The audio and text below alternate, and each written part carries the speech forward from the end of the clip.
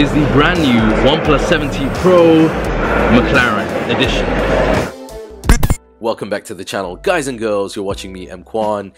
Now, I hopped onto a jet from Dubai to London for the OnePlus 7T launch, and as well as announcing the OnePlus 7T officially for this market and the 7T Pro, OnePlus also announced OnePlus 7T Pro McLaren edition. Now, this has been in the rumor mills for a while, but we managed to get a hands-on first impressions, and the first thing that you're going to notice is the design, because there is a subtle cue with the McLaren branding, and you can see that evidently with the colors, the orange, which is the official McLaren color, and as well as this on the back glass panel, you'll notice underneath there's this kind of like circuit board Mayan effect thing that's going on. Really nice in different lighting, and I think that's going to be one of the big sort of pointers on the design here.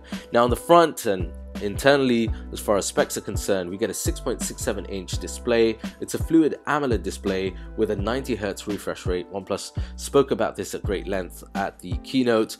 As well as that, it's powered by the Qualcomm Snapdragon 855 Plus and 12 GB of RAM. So the difference between the 7T Pro and the 7T Pro McLaren edition is essentially the RAM. So you're getting more RAM with this than with the 7T Pro. As well as that, you get 256 GB of storage, 4085 mAh battery, complete with the OnePlus Warp Charge 30T. The UI on this is supposed to be streamlined, taken from inspiration from the McLaren branding, so that's something that you will get with this over the 7T Pro.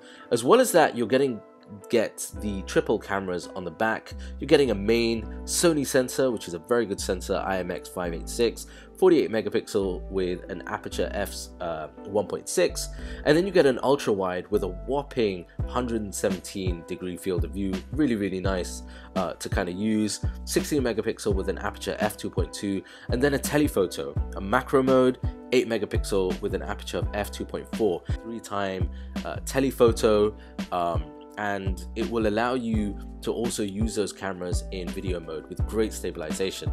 Now, price point for this part of the world is around £800, might be a little more based on where you are, but let me know in the comment section down below what you think about this device and whether you think OnePlus have done enough this year with their new devices. That's it from me for now. Hit subscribe. Until next time, I'm EMKWAN.